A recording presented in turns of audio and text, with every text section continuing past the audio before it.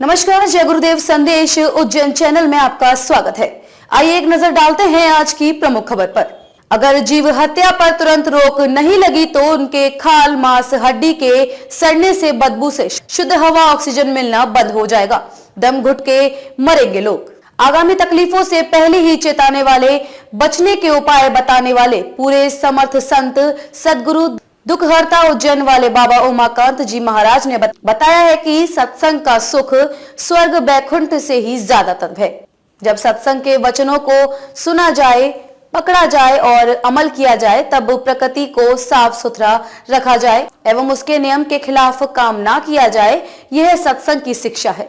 मुर्गा, बकरा आदि जानवरों के काटने से बहा खून, मांस, हड्डी जब धरती में घुलती है तब धरती गंदी होती है। इनके छूने से हवा भी दूषित होती है।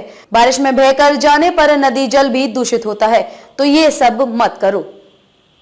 इसी पर देखो, धरती पर लोग दूध, अक्षत, फूल, पत्ती चढ़ाते हैं और इसी पर देखो मुर्गा बकरा काट करके लोग चढ़ा देते हैं। तो धरती को साफ सुथरा रखा जाए।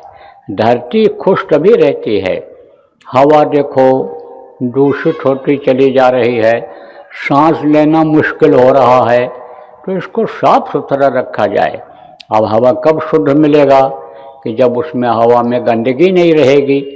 जैसे मान लो कोई बकरा काटा गया, अब उसका खाल पड़ा हुआ है, उसकी हड्डियां पड़ी हुई हैं, उसका खून बहा है, तो वो जो हवा उसमें से टकराएगी और टकरा करके आगे जाएगी, उसमें भी बदबू आ जाएगी, वो भी गंदी हो जाएगी।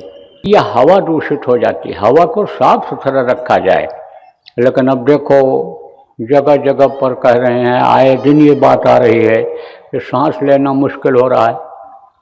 और यही हाल अगर रहा तो आप ये समझो, ये जो शुद्ध हवा होती है जिसको ऑक्सीजन कहते हैं, यह ऑक्सीजन लोगों को मिलना कुछ समय के बाद बंद हो जाएगा और दम घुट करके लोग मरेंगे। इसलिए इस चीज़ को समझने की ज़रूरत है कि प्रकृति को छेड़ा न जाए, प्रकृति के नियम का पालन किया जाए। जल गंदा हो जाता है। ब्रह्मचर्य से शरीर में ताकत और स्फूर्ति रहती है। गर्भावस्था के दौरान परहेज न करने से पेट में बच्चे दिव्यांग हो जाते हैं। मनुष्य ही केवल दूसरों की मदद कर सकता है, जीव जंतु नहीं।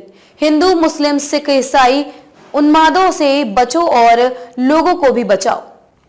खबरों में अब तक के लिए बस इतना ही।